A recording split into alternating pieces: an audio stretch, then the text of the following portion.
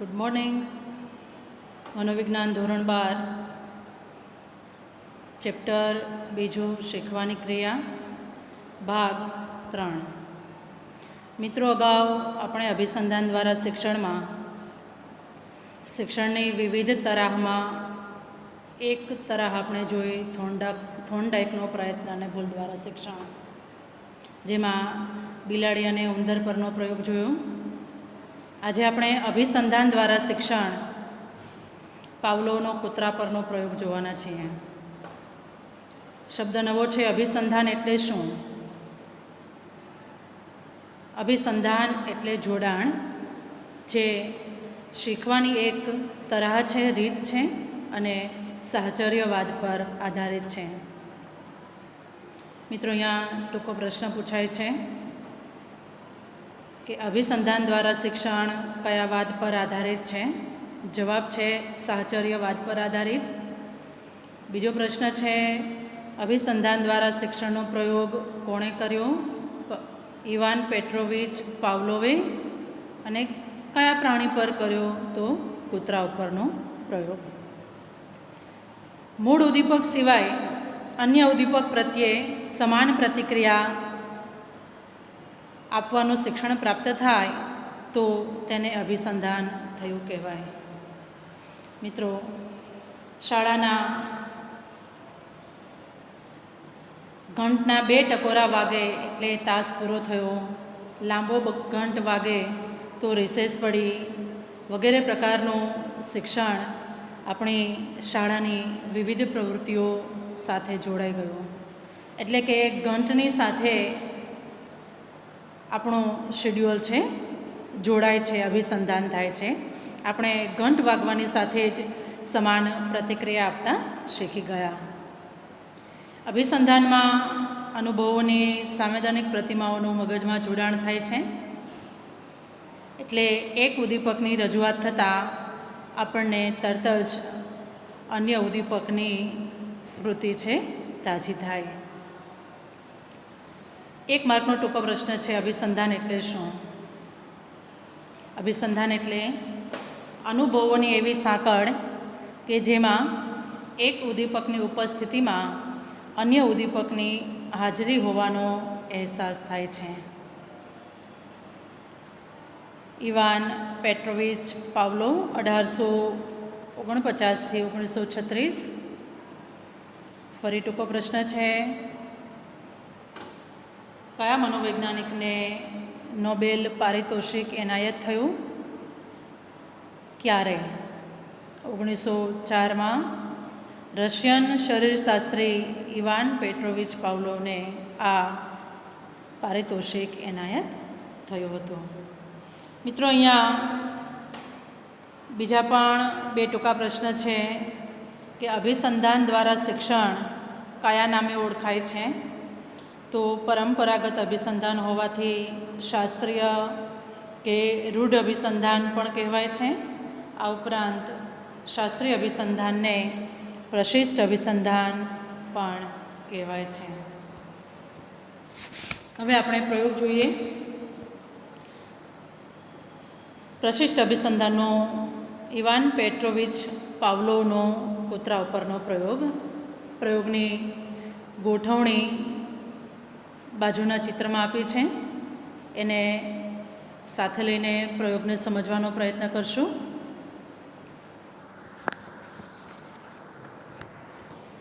Russian શરીરશાસ્ત્રી Ivan Petrovich પાવલોવને પાચન ક્રિયાના અભ્યાસમાં રસ હતો. એટલે પોતાની આ જિજ્ઞાસા પૂર્ણ કરવા માટે તેણે પોતાની કૂતરા ઉપર પ્રાયોગિક અભ્યાસ કરતાં અભિસંધાન વિશેની ઘણી જાણકારી પ્રાપ્ત થઈ અને મનોવિજ્ઞાનને આવી સરસ મજાની શાસ્ત્રીય કે પ્રશિષ્ટ અભિસંધાનની મહામૂલી ભેટ આપી. પાવલોવે પોતાના પ્રયોગ માટે એક સ્ટેન્ડ બનાવ્યું, જેના પર કૂતરાને સ્થિર ઊભો રાખી શકાય તેવી વ્યવસ્થા કરી. બીજી બાજુ તેના મોંમાં ઝરતી લાળ રસ માપન યંત્રમાં એકઠી થાય અને તેનું માપન શક્ય બને એના માટે તેના મોંમાં એક છિદ્ર પાડ્યું, જેમાં નળીનો એક છેડો છે એના મોંમાં અને બીજો છે માપન યંત્રમાં મૂક્યો. સૌપ્રથમ પાવલોવે કૂતરાની સમક્ષ ખોરાક રજૂ કર્યો. મૂળ ઉદ્દીપક છે, કુદરતી ઉદ્દીપક છે. અહીંયા પ્રયોગમાં અમુક જે શબ્દો આપ્યા છે ઉદ્દીપક પ્રતિક્રિયા, એ શબ્દની ખાસ કાળજી ધ્યાન રાખશું, કારણ કે એ શબ્દો થકી જ તમારે પ્રયોગ લખવાનો છે. ખોરાક રજૂ થતાની સાથે જ કૂતરાના મોંમાં લાળ ઝરી, જે સ્વાભાવિક પ્રતિક્રિયા હતી. ત્યારબાદ ઘંટડી વગાડી, જેના અવાજથી કૂતરા તરફથી કોઈ પ્રતિક્રિયા જોવા મળી નહીં. ફરી પાવલોવે ખોરાક અને ઘંટડી બંનેની રજૂઆત વારંવાર એકસાથે કરી. આ પ્રકારની રજૂઆતના પુનરાવર્તનથી ફક્ત ઘંટડીનો અવાજ સાંભળીને કૂતરાના મોંમાં લાળ ઝરવાની પ્રતિક્રિયા જોવા મળી. એમ કહી શકાય કે ઘંટડી એ લાળ ઝરવા માટે જવાબદાર હતી. ઘંટડીનો અવાજ માત્ર સાંભળીને કૂતરાની ખોરાકની અપેક્ષા થતી હતી, જે કૂતરાના મોંમાંથી લાળ ઝરવા માટે જવાબદાર હતી. એટલે અહીંયા મૂળ ઉદ્દીપકની ગેરહાજરીમાં અહીંયા ખોરાક એ મૂળ ઉદ્દીપક છે. બીજા ઉદ્દીપક સાથે અભિસંધાન થયું. બીજું ઉદ્દીપક કયું તો કે ઘંટડીનો અવાજ, અને મૂળ ઉદ્દીપક જે પ્રતિક્રિયા આપતું હતું, ખોરાક રજૂ કરતાની સાથે જ કૂતરા તરફથી જે લાળ ઝરવાની પ્રતિક્રિયા મળતી હતી, તે જ પ્રતિક્રિયા ઘંટડીના અવાજથી પ્રાપ્ત થઈ. એટલે અહીંયા આ શિક્ષણ પ્રશિષ્ટ અભિસંધાન દ્વારા મેળવ્યું કહેવાય, અને અવેજીરૂપ શિક્ષણ પણ કહેવાય. કારણ કે ખોરાકની અવેજીમાં પણ કૂતરો, એટલે કે ઘંટડીની હાજરીમાં પણ કૂતરો લાળ ઝરવાની પ્રતિક્રિયા આપે છે. ફરી બહુ ટૂંકમાં સમજાવી દઉં. ઉદ્દીપક પાવલોવના પક્ષે છે.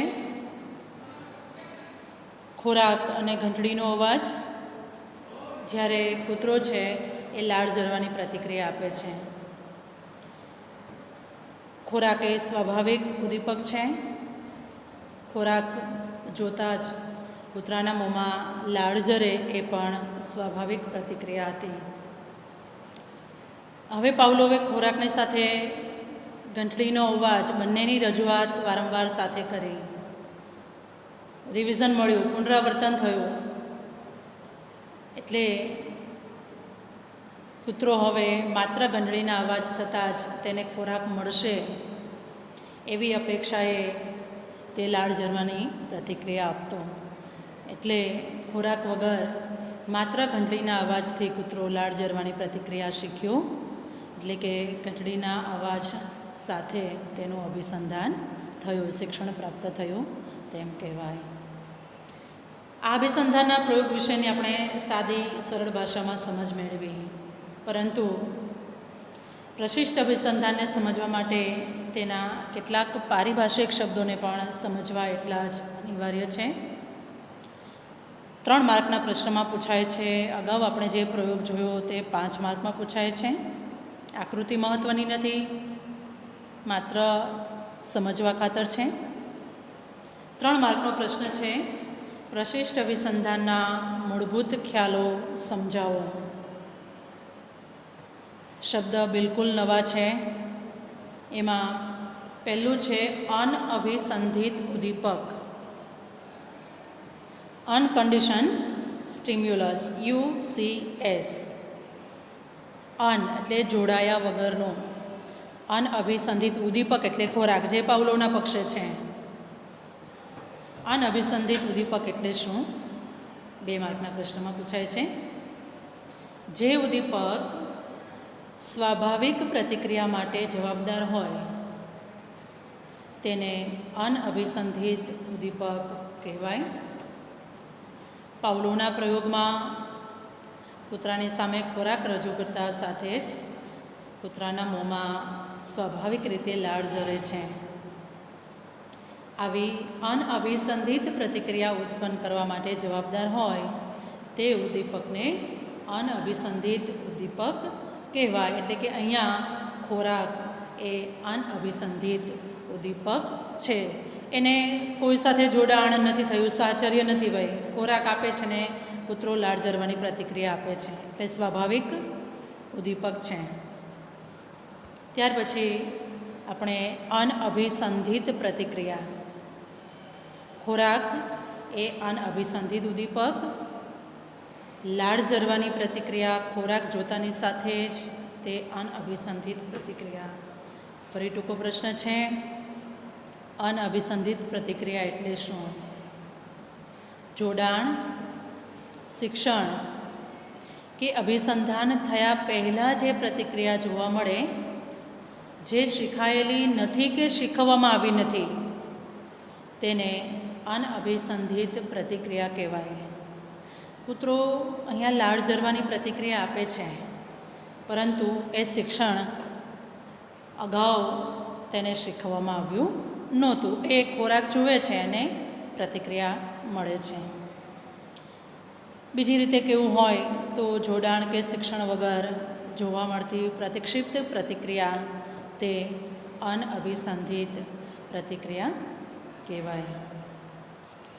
ટૂંકમાં સ્વાભાવિક ઉદ્દીપકથી ઉત્પન્ન થતી સ્વાભાવિક પ્રતિક્રિયા એટલે અનઅભિસંધિત પ્રતિક્રિયા. જોઈએ પાવલોના પ્રયોગમાં કૂતરાની સામે ખોરાક રજૂ કરવામાં આવતો હતો અને કૂતરો છે એ સ્વાભાવિક રીતે જ લાળ ઝરવાની પ્રતિક્રિયા આપતો હતો, જે અનઅભિસંધિત પ્રતિક્રિયા કહેવાય. ત્રીજો ખ્યાલ છે અભિસંધિત ઉદ્દીપક. અત્યાર સુધી બંને સ્વાભાવિક ઉદ્દીપક અને પ્રતિક્રિયા હતી, ખોરાક અને ઘંટડીનો અવાજ. હવે ત્રીજો ખ્યાલ છે જે જોડાયેલો છે. અભિસંધિત ઉદ્દીપક એટલે શું? તો અનઅભિસંધિત ઉદ્દીપક સાથે વારંવાર જેને રજૂ કરવાથી અનઅભિસંધિત પ્રતિક્રિયા ઉત્પન્ન કરાવી શકે તે ઉદ્દીપકને અભિસંધિત ઉદ્દીપક કહેવાય. અનઅભિસંધિત ઉદ્દીપક સાથે એટલે ખોરાકની સાથે વારંવાર જેને રજૂ કરવાથી, કોની રજૂ કરતા હતા તો કે ઘંટડીનો અવાજ. હવે ખોરાકની સાથે ઘંટડીનો અવાજ વારંવાર રજૂ કરવાથી કૂતરો લાળ ઝરવાની પ્રતિક્રિયા આપે છે, કારણ કે તેને ખોરાકની અપેક્ષા છે. તો ઘંટડીનો અવાજ એ અભિસંધિત ઉદ્દીપક થયું કહેવાય.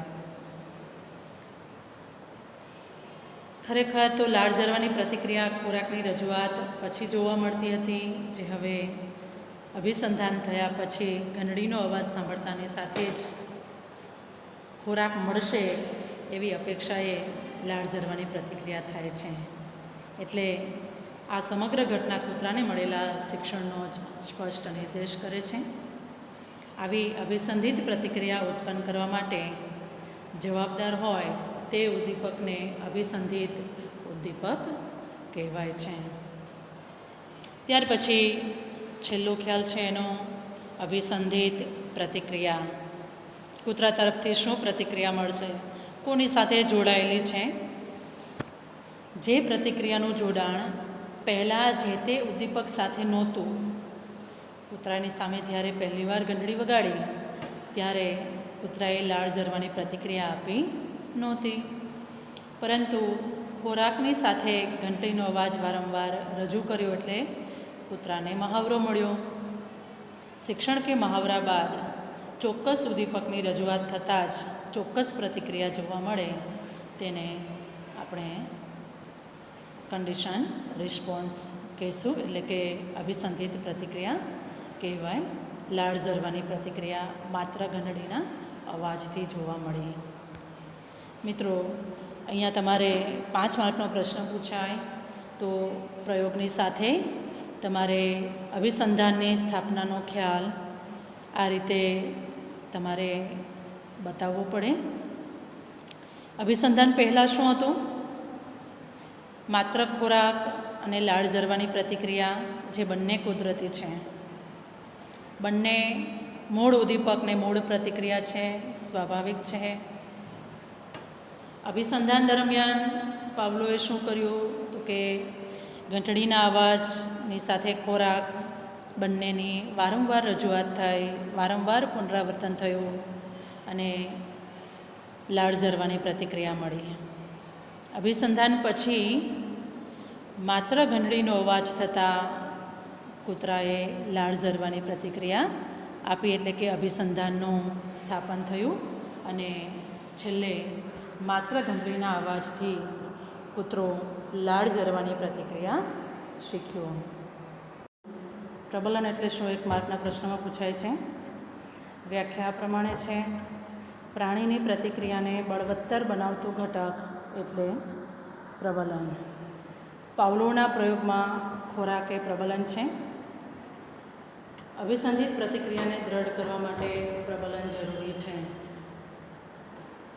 ઘંટડીના અવાજ દ્વારા કૂતરાના મોંમાં લાળ ઝરે, પછી લાળ ઝરવાની પ્રતિક્રિયાને સ્થાયી બનાવવી હોય તો તેને પ્રબલન રૂપે ખોરાક આપવો જરૂરી છે. જો ખોરાક આપવાનું બંધ કરવામાં આવે તો કૂતરો લાળ ઝરવાની પ્રતિક્રિયા પણ ભૂલી જશે.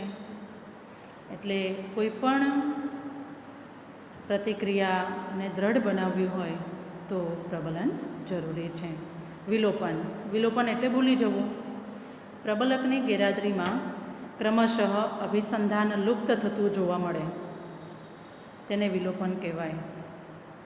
પ્રબલક એટલે ખોરાક. ખોરાકની ગેરહાજરીમાં માત્ર ઘંટડીનો અવાજ કરતાં જ કૂતરો લાળ ઝરવાની પ્રતિક્રિયા ભૂલી જશે. પ્રાણીમાં એકવાર અભિસંધાન સ્થપાઈ જાય પછી સતત અભિસંધિત ઉદ્દીપક સાથે જો અનઅભિસંધિત ઉદ્દીપક ન આપવામાં આવે, એટલે કે ઘંટડીના અવાજની સાથે ખોરાક રજૂ કરવામાં ન આવે તો કૂતરો લાળ ઝરવાની પ્રતિક્રિયા ભૂલી જાય છે. ત્યાર પછી ઉદ્દીપક સામાન્યકરણ. ઉદ્દીપક સામાન્યકરણ એટલે શું? તો કે એક ઉદ્દીપકના જેવા સમાન લાગતા અન્ય ઉદ્દીપકને પણ પહેલાંના જેવું જ ઉદ્દીપક સમજવું. મિત્રો, અહીંયા ખોરાકની સાથે વારંવાર ઘંટડીનો અવાજ રજૂ કરતા કૂતરો માત્ર ઘંટડીના અવાજથી લાળ ઝરવાની પ્રતિક્રિયા આપતા શીખ્યો.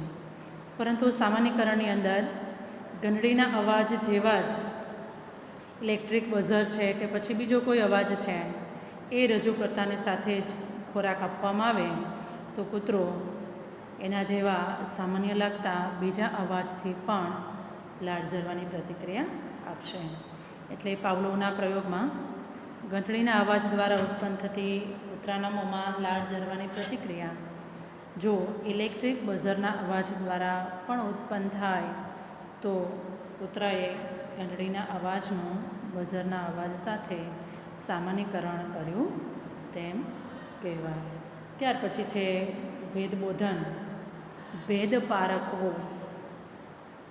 વ્યાખ્યા પ્રમાણે છે: બે ઉદ્દીપક વચ્ચેના તફાવતને પારખવો.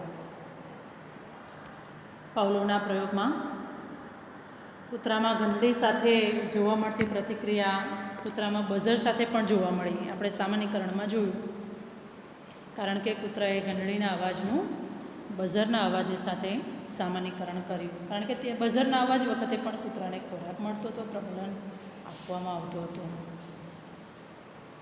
પરંતુ અહીંયા કૂતરાને ઘંટડીના અવાજ સાથે ખોરાક આપવામાં આવશે અને બઝરના અવાજ પછી ખોરાક આપવાનું બંધ કરશે તો ધીરે ધીરે કૂતરો ઘંટડીના અવાજ અને બઝરના અવાજ વચ્ચેનો ભેદ પારખતા શીખી જશે. આમ આ જો ઘટનાનું વારંવાર પુનરાવર્તન કરવામાં આવે તો બઝરના અવાજ સાથે થતો લાળસ્રાવ ક્રમશઃ ઓછો થઈ જશે અને ધીમે ધીમે લાળ ઝરવાની ક્રિયા બંધ થઈ જશે. આમ થવાનું કારણ એ છે કે કૂતરો બે ઉદ્દીપક વચ્ચેના તફાવતને પારખતા શીખી જાય છે. હવે પછી આપણે સ્કિનરનો કારક અભિસંધાનનો પ્રયોગ જોશું.